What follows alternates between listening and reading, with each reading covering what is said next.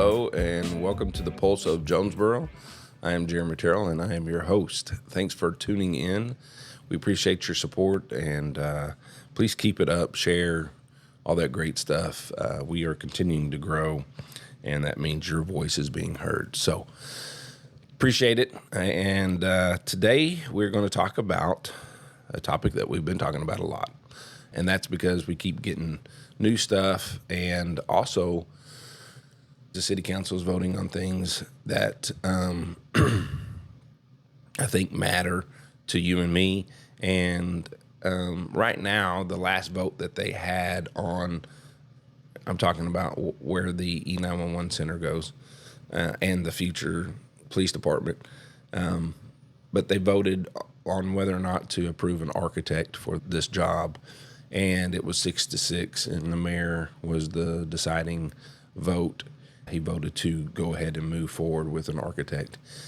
And so that brings up some concerns, and I think we need to continue to be knowledgeable about this. I think that we continue to need to know exactly what's going on. And so that's why we're talking about that again today. Let's kind of dissect this and tear it down and put it into some parts. We're talking about where to put the E911 center and more than likely the future police department. Do I believe that the police department needs a facility, an up-to-date facility? For sure. Absolutely. It's crucial. And what they've been working out of for the last, I can't even remember, 20 years or plus, has been hand-me-downs and paste stuff together, and for the most part, just a building that has never really, it met the needs for sure, but as time goes on and we get bigger and we haven't been meeting the needs of the police department. It really has been hand-me-down buildings, and then we try to piece, they've been separated and we try to piece things together. But it's time to make a wise decision for Jonesboro.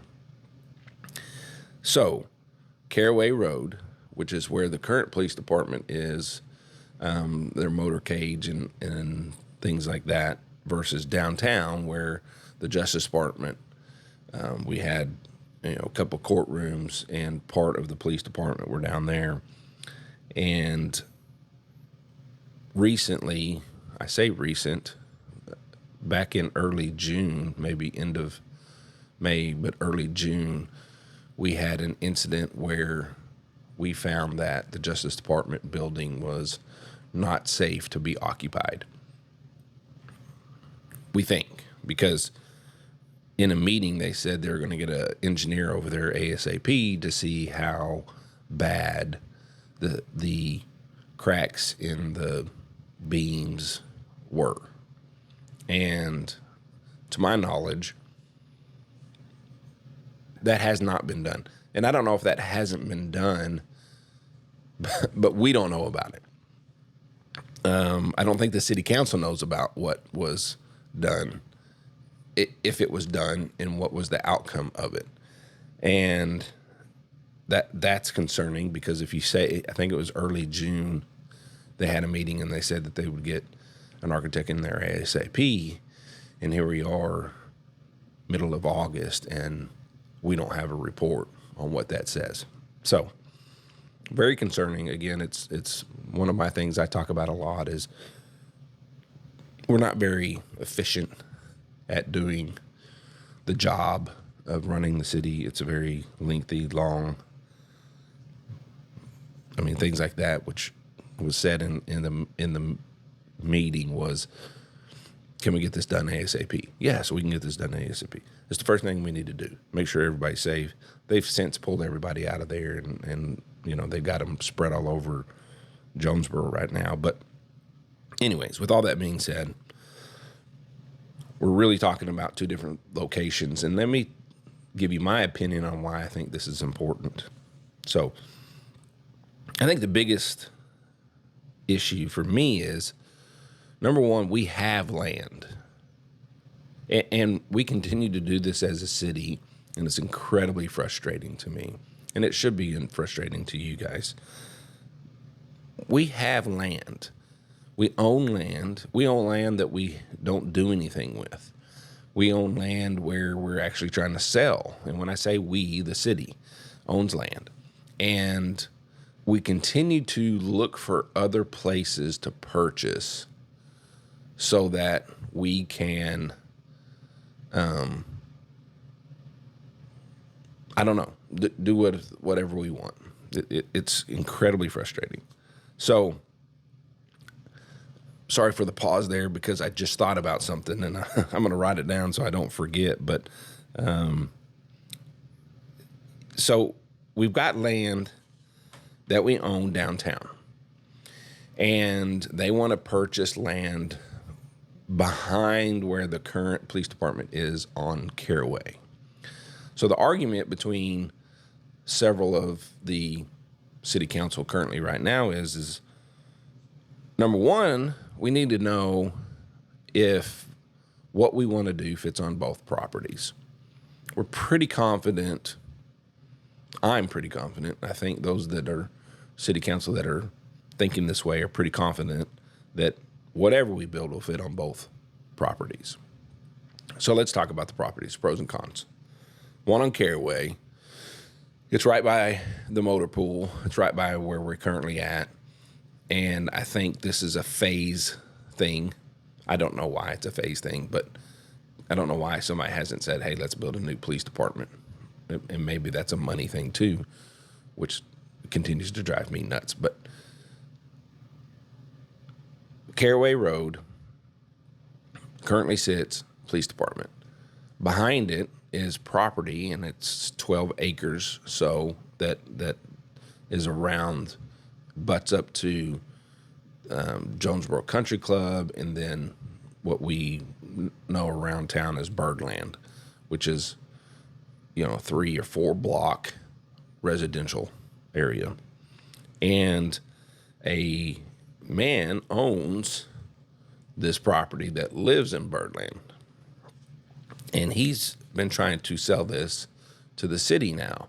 He actually was trying to sell it to a developer for $2 million. And I think that that's important to remember. So he was trying to sell the whole 12 acres for $2 million.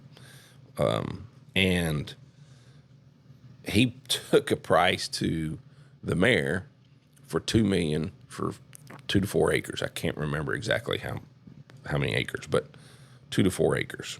And for $2 million. And the mayor takes that to the city council and is like, hey, we want to buy this property for $2 million. Well, this was last year, and several of the city council, they actually went to KAIT, and they did an interview there at the property talking about this and talking about how we don't need to be spending that amount of money, number one. And number two, we have property, and that property is downtown. So let's fast forward to today and what's been going on the last several months. So basically, the mayor just put that back in his back pocket. Quit talking about it. We didn't say anything about it until the beginning of the year. And so the beginning of this year, they start talking about it again. And there's been preliminary things, I guess, recommendations, and then there's been preliminary back and forth negotiations on this property. And in that, the seller wants us to put an island down the middle of the road that we, the people, would put in to go to this new facility. So we'd have to put in a new road, and that road would have an island in the middle of it. So it'd be all nice and pretty with trees and everything else.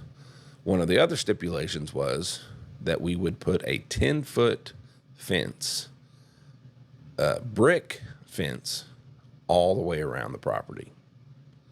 So, number one, it would look like a jail, right? Like a prison-ish. I mean, just imagine 10-foot high brick wall around the entire facility. And that would have to be huge because the future is, the police station being there. So you could imagine a brick wall around 4 acres, basically, which is, number one, that's astronomical amount of money, crazy amount of money. 2, our city ordinances don't let us do 10-foot fences. I think it's a little comical that if we go and put in a 10-foot fence, when I have seen people come and ask for variances where all their neighbors agree and they would like a 7-foot fence instead of a 6-foot fence based upon elevation and stuff within their neighborhood, and they get denied. But we'll put up a 10-foot fence. So that's one of the other stipulations. We would have to build a retention pond. It's just part of the code or whatever it may be, and I know that the city doesn't abide by some of their own codes, which is really frustrating, but there would have to be some sort of drainage thing done, which brings us to downtown. So the argument with downtown is, number one, we would have to tear down the current building, which it's falling apart anyways. I put some pictures on not too long ago. I have to double check that, and if I haven't, I'll put the pictures down of the conditions that were currently there in some of the areas that weren't being used, and it's atrocious. Ceiling tiles falling down, and tiles buckling up, and this is what they were working in at the time, and so anyways, we'd have to tear that down. Some people keep bringing up the argument that it floods down there. Well, it does flood in that area, and the building wouldn't flood. And they're like, well, some of the cars would flood. Well, to my knowledge and to the knowledge of several of the other city councilmen, I don't think any cars have flooded in the last 4 or 5 years. And 2, if we know we have that big of a flooding problem down there, we don't want to build our own building down there, but we don't care about those that have businesses and homes and stuff in that area. So we're just going to ignore it unless we build a facility there. It's kind of backwards, in my opinion. So if we know we have flooding problems down there and you don't want to address them, that's a problem. Regardless of what we do, we should be addressing the problem of flooding in an area that's bad enough that you don't want to build a city facility in, but everybody else around there just has to deal with it. Think about that for just a second. This is the way that they think. And I don't know if that's registering to you guys what I'm saying. It floods. They don't want to build a building down there. Some don't want to build a building down there because they're concerned that it will flood. Fix the flooding problem. Which brings me to we're going to spend just a second on the side note here. We don't have any money allocated to drainage in the city. It would have to come from the general fund. And I talked about this a couple of episodes ago. We got to quit putting things in the general fund. We have to allocate everything, because what happens is things like drainage doesn't get allocated, and therefore we don't work on drainage. Now, I'm not saying that they're not doing some work. I mean, I know that they're digging some ditches and things like that, but there needs to be, if we're flooding so much downtown in this area off of Washington, that we don't want to build a new facility, then we need to be taking care of that flooding, period, because that's what you do as a city is you take care of your people and you make sure that they don't flood. So I'm moving away from that, but we need to be thinking about that. That's the mentality. So everybody down on Washington that gets flooded, your city doesn't care, basically is what they're saying. They're saying, we don't care because we don't have anything down there, but if we do, we will address it. So So it just blows my mind how this stuff works. So they have to build a retention pond. They have to fix the drainage. And that's really just for where we would be parking vehicles. So we don't want some vehicles down there to get flooded.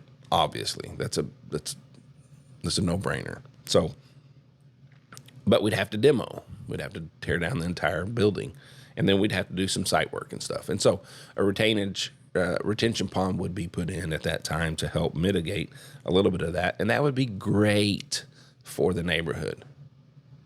That would be amazing to put up something that would allow some relief for those that have businesses and houses down there so they don't flood. So that's a plus for putting it downtown. I don't know why they don't think about this stuff, but so there's some cost there with obviously tearing down the building. Well, we have a little bit of reserve from when we tore down a building that wasn't ours. Don't get me wrong, we needed to do it for the businesses downtown, but in the safety of our people. But we tore down the old bank there at Main Street in Washington, and we have money left over from that was allocated for that. So that could take care of a lot of the demolition going on property we already own. So we don't have to pay for the property. So it's free. So price to demo it versus price to do all of that other crazy stuff. Number one, they said that they got the property down to 1.5. I haven't seen any documentation on that. So I don't know if that's the case, but somebody said that I think the negotiation has been now it's down to 1.5.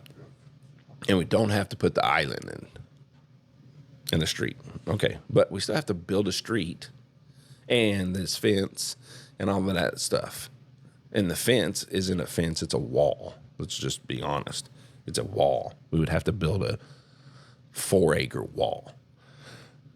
Just mind-boggling. So the price doesn't even come close. $1.5 million doesn't even cover all the other expenses. I could imagine a 4-acre fence that's bricks would cost us $1 million in today's thing. $500,000, I don't know. $1 million, $500,000, I'm not 100% sure there. It would be a lot. I mean, if you calculate the pool was $3 million that we built at Parker Park, which to me, again, is way too much. But to build a pool, it's a great pool. It's the best pool in Northeast Arkansas, don't get me wrong. But it doesn't stay open long enough, and it's just been a disaster. I mean, it's great for the people that are there and they use it, but they can't keep it open.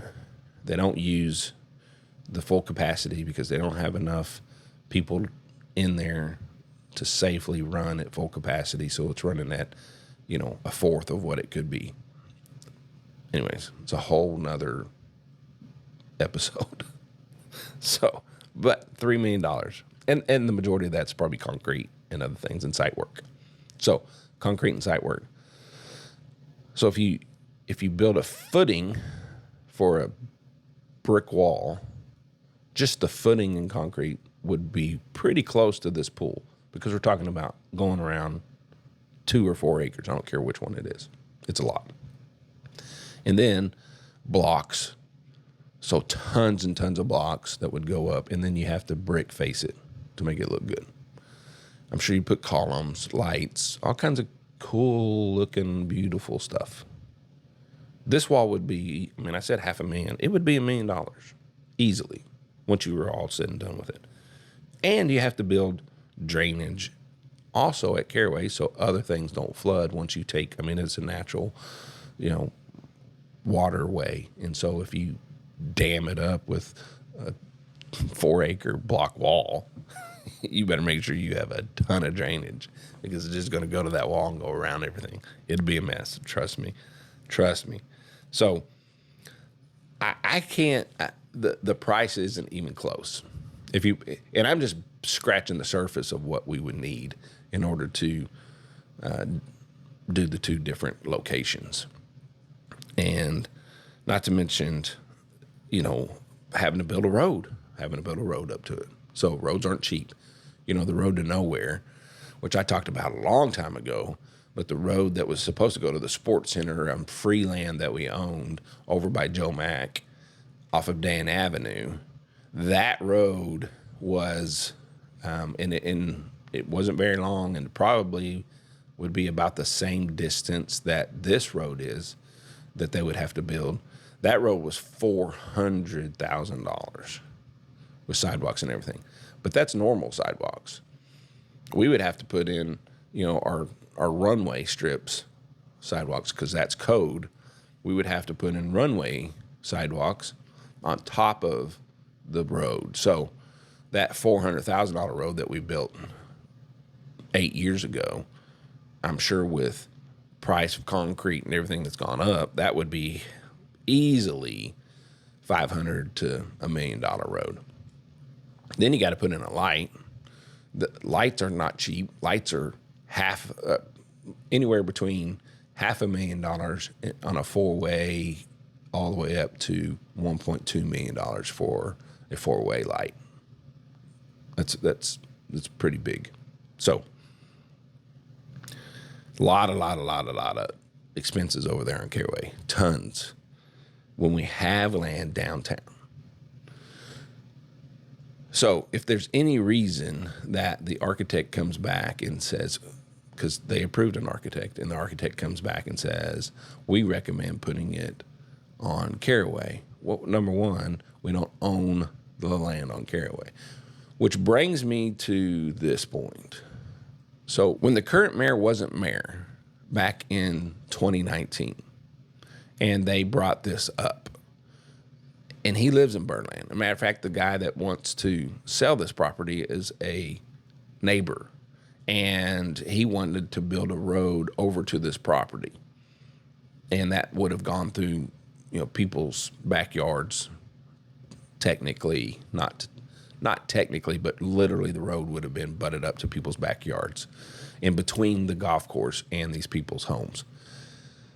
Anyways, he spoke in opposition to this. He came to city council and spoke on opposition for this to happen. Didn't want the road, didn't want the police department there, didn't want the purchase of the property. There was all kinds of reasons why he gave opposition to not doing this. Fast forward 6 years later, he's mayor. Now he wants to do this. What happened? What changed? I don't know. But whatever it is, I'd like to know. So how do you go from an opposition of it to a huge fan of it? Because he is constant. In his mind, he's not even thinking about downtown. It was crazy when I saw the city council meeting and they brought this up and it was kind of shot down. And he sat there in silence. He didn't give any opinion, just sat there.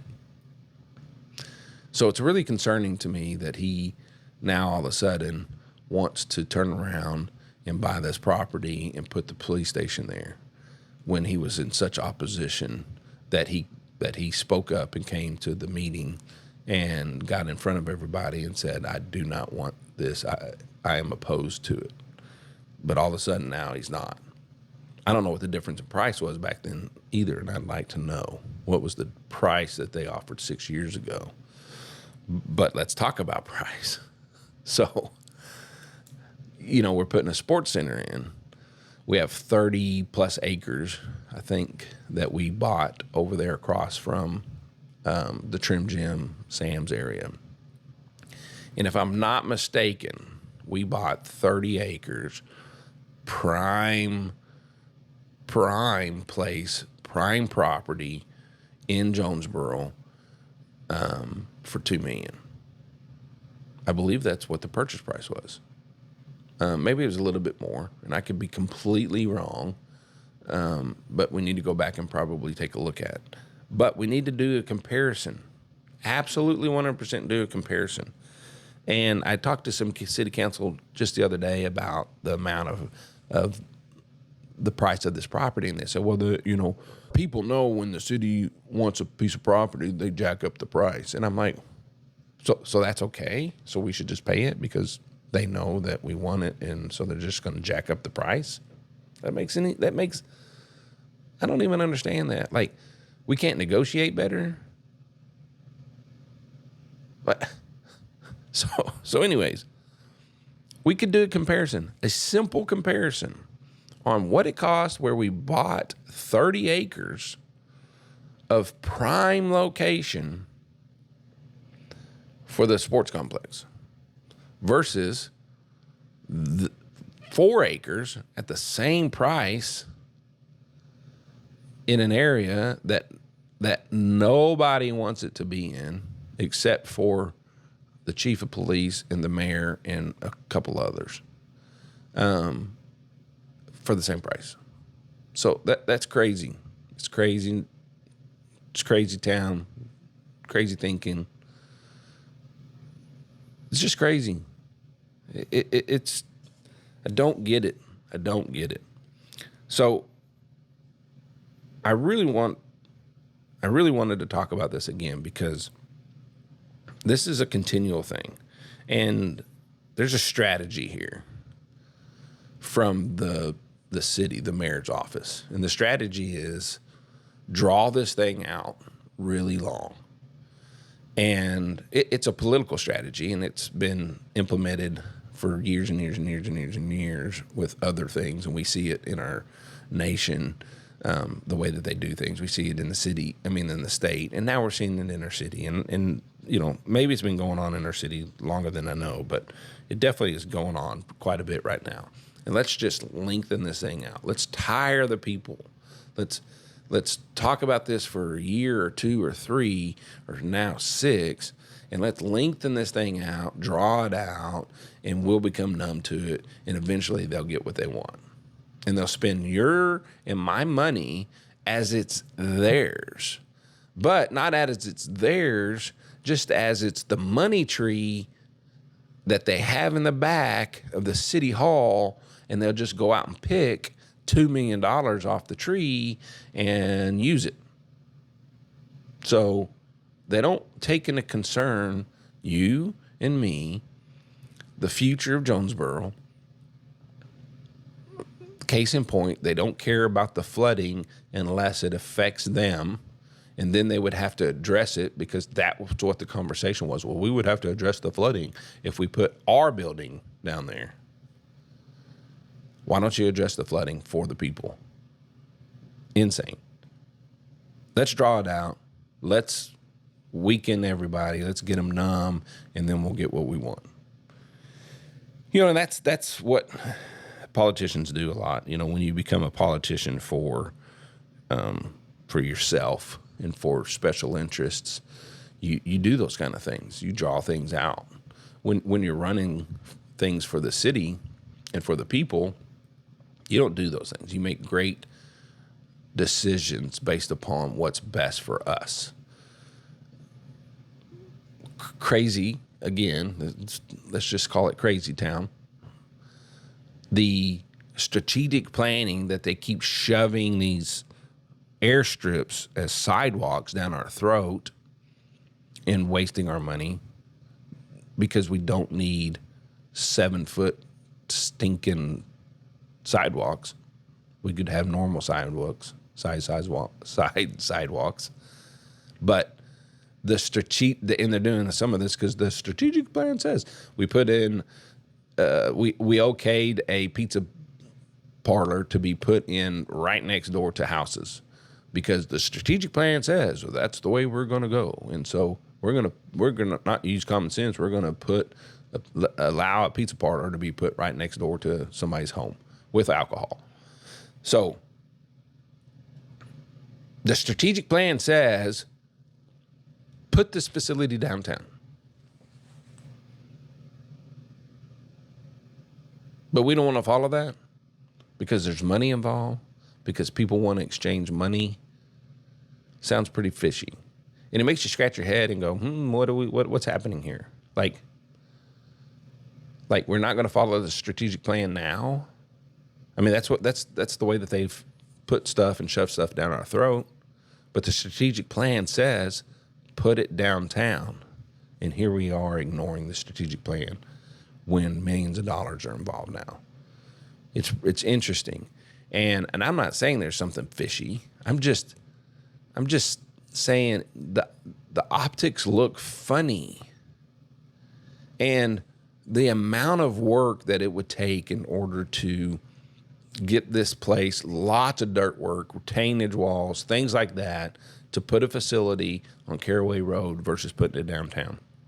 I don't care what the architect says. And I'm not saying that the architect's going to come back and say anything different, but this is the same architect that we use regularly as a city, on and on and on. And they've been around forever, and they got a good reputation.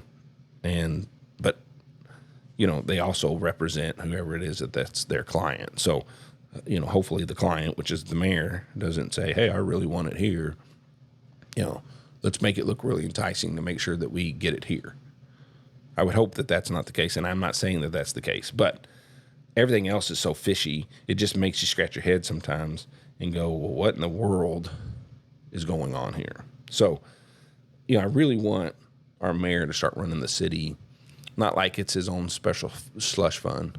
And he'll come back and say, we've got, extra money in the bank, and we do. But the way that we're running things and putting everything in the general fund and not doing our roads, and they've done some road work on Lawson again. Not that Lawson didn't have some areas that needed it, but there's roads falling apart. But we're repaving Lawson again. So if you drive around town and the road's really nice, I'm just telling you, the people that live on there versus those that are in neighborhoods and drive, Southwest Drive and all these other roads regularly, just scratch your head and ask why in the world we're not doing better for our roads. It's just mind-boggling. So, seems like there's an agenda. Seems like there's something going on that's kind of fishy. Not 100% sure that that's the case, whether it's incompetence or it's fishy. But we really need somebody that can break this down next time that it comes to city council, and so that they get it, so that they understand. The majority of the people don't want this. The people don't want this. The people that I talk to don't want this. The 8,000 plus people that have watched me in the last several months, they don't want this. The people that I meet with, they don't want this. I talked to a city council person the other day, and the comment was that we have such a sweetheart deal with the current building that we have on Caraway. Apparently we don't own it. We rent it from the federal department, and it's a sweetheart deal. Nobody's saying that we wouldn't continue that sweetheart deal. Actually, that would be the motor pool over there. We would continue to have the motor pool over there. It could still be a central location, for the police. And people would say, well, I get that you want the motor pool with the rest of the police department. Well, Chris Moore, another city councilman, had already done studies on that, and there's several other towns that don't have their motor pool with their police department, and they said that there's a ton of benefits to it. So, and I agree. I think that there were probably lots of benefits to it. So that's, guys, I'm tired of talking about the same thing, to be real honest, but I think that this is so important. I think that your voice is so important to be heard, and that our city council, man, they like to spend money. Not all of them, for sure. I mean, you got a good chunk of them trying to stop this, but real easy to stroke a pen when it's not their money, when it's our money, and spend it frivolously, without any facts, without any understanding, and be like, well, that's just where I want it, and stroke the pen for $2 million. and not even blink an eye. Because you know why? It's not their money. It's our money. And so it shouldn't just be, hey, I want to buy this property. I want to buy this property. You know, it's kind of what's happening. I want to buy this property with your money so that I can get what I want. It's crazy. It's crazy town. Man, we've got to get our city running better. We've got to get it running for the people. You guys have heard me talk about this a little bit on other episodes. You know, we do a real good job with, you know, downtown and trying to make our community a walking community instead of what it is, and that's a car-dependent community because every one of us like our cars, and trying to shove an agenda down our throat that the majority of us don't want, and doing things and not doing things based upon an agenda. And when you have an agenda, you don't do the will of the people. You ignore the will of the people. We've seen it around the country. Ignoring the will of the people is not what you're supposed to be doing when you're an elected official. You're supposed to be representing the people.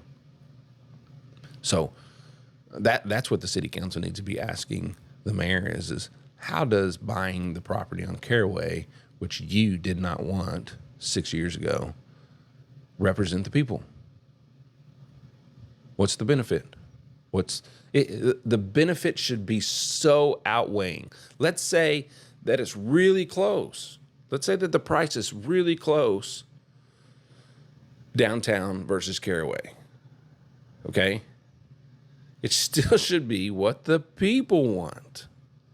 So if the people want downtown, the people should get downtown.